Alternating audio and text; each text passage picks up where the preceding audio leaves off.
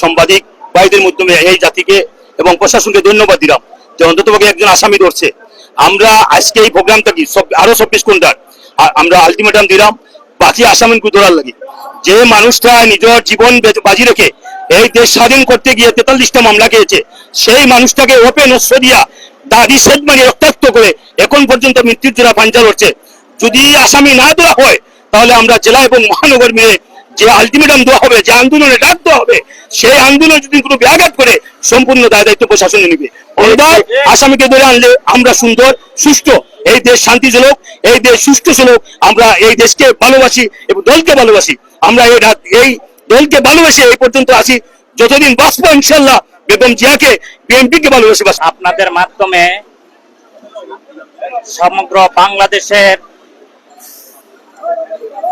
যত মানুষ আছে প্রতিটি মানুষের কানে কানে পৌঁছানোর জন্য আপনাদের কাছে প্রথমেই বিনীতভাবে অনুরোধ করি, আমাদের সিলেট জেলা শ্রমিক দলের সংগ্রামী সদস্য সচিব জনাব নুরুল ইসলাম ভাইয়ের উপর বর্বরোচিত হামলার প্রতিবাদে আজকে দক্ষিণ সুরমা উপজেলা শ্রমিক দলের একটি বিক্ষোভ মিছিল হয়েছে।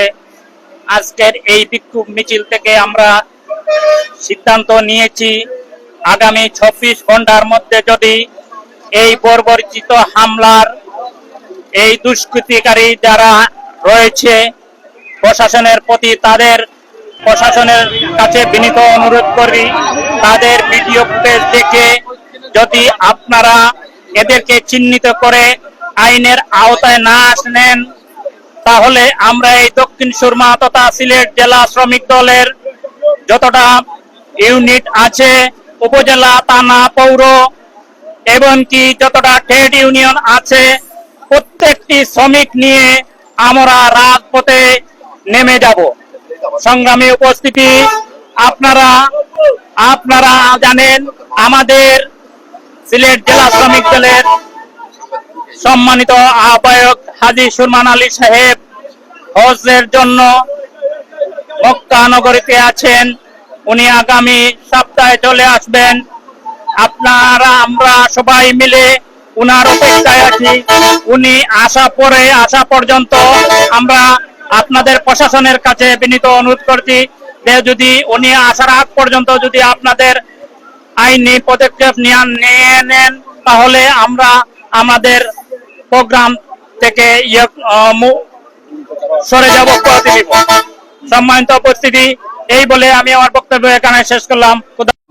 প্রিয় দেশবাসী এবং দক্ষিণ সুরমা থেকে আজকে যে প্রতিবাদ সভা হয়েছে, আমি সুলাম ইউনিয়ন শ্রমিক দলের সভাপতি মোহাম্মদ তাজিদুর রহমান তাজুল। আমরা আজকে যে ঘোষণা আসছে আগামী 24 ঘন্টার মধ্যে বিগত দিন 40টা মামলা নিয়ে যে গাড়ি নিয়ে ঘরে বাড়িতে থাকতে পারে নাই তার উপরে যে হামলা করেছে প্রথমে আমরা নিন্দা জানাই। এবং যদি আগামী দিনে যে কর্মসূচি আসবে জেলা এবং মহানগর আমাদের নেতৃবৃন্দ যারা সিনিয়র নেতৃবৃন্দ আমার বন্ধু আলভাই সহ চৌধুরী ছাত্র অনেক নেতৃবৃন্দ রয়েছেন, আমরা এই নেতৃত্ব আমরা সম্পূর্ণভাবে বহন করে নিব ইনশাল্লাহ। ওই কর্মসূচিকে বাস্তবায়ন করার জন্য সব কিছু আমরা প্রস্তুত আছি ইনশাল্লাহ থাকবো। আসসালামু আলাইকুম।